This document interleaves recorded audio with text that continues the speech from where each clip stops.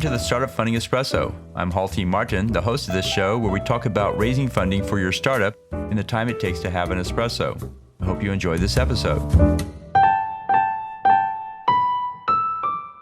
Hello, this is Halti Martin with the Startup Funding Espresso, your daily shot of startup funding and investing. There are two approaches to financial forecasting for startups. The first is top-down forecasting. The second is bottom-up forecasting. Bottom-up forecasting uses the company's historical data for cost and sales. It takes a micro view and focuses on the core drivers in the business. Through experimentation, the startup learns the cost of sales and marketing through the various channels. Having sold some units of the product will guide the revenue forecast based on the sales funnel and the sales resources available. The bottom-up approach may generate a forecast that looks weak to an investor.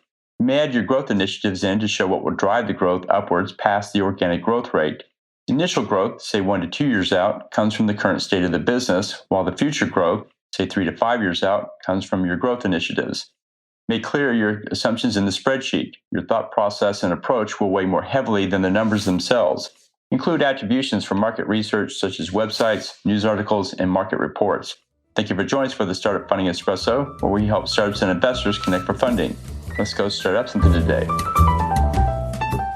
Halti Martin is the director of Investor Connect, which is a 501c3 nonprofit dedicated to the education of investors for early stage funding.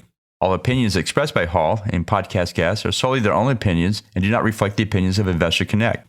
This podcast is for informational purposes only and should not be relied upon for the basis of investment decisions.